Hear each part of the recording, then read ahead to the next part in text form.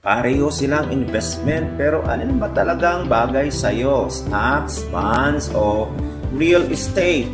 Let's break it down para hindi na po kayo mangaba sa desisyon kung saan mo ilalagay ang pera mo.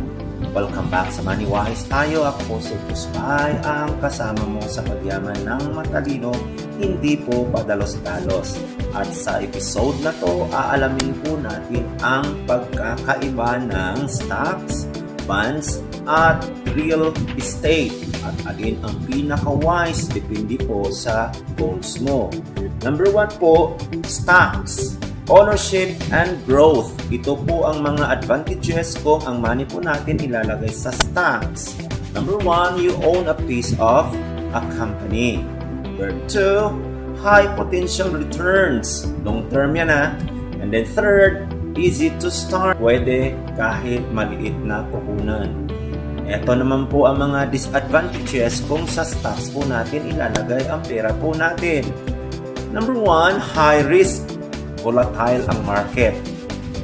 Number 2, needs time and knowledge to understand. So you have to study. Then third, not ideal for short-term goals.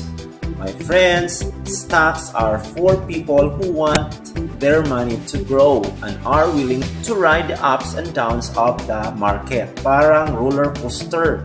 Nakakatakot po sa una, pero exciting kapag marunong kang maghintay. Number 2 po, bonds, lending and stability. Ito po yung mga advantages kung dyan naman po natin ilalagay ang pera natin sa bonds. Number 1, sa bonds, pinapahiram mo ang pera mo sa government o company. Second, more stable than stocks. Then third, ideal po siya for conservative investors. Ito naman po ang mga disadvantages sa bonds. Lower po ang returns than stocks. And next is still affected by inflation. And third, long lock-in periods for some bonds.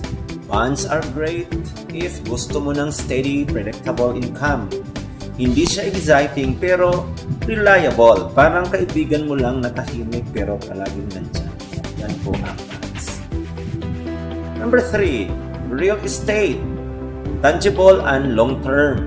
Ito naman po ang mga advantages kung sa real estate naman natin ilalagay ang ating pera. Number 1, physical asset. You can live in it or rent it out. Second, value usually increases over time. Ganda po yan. Third, source of passive income. Paririntahan po ninyo. Ito naman po ang mga disadvantages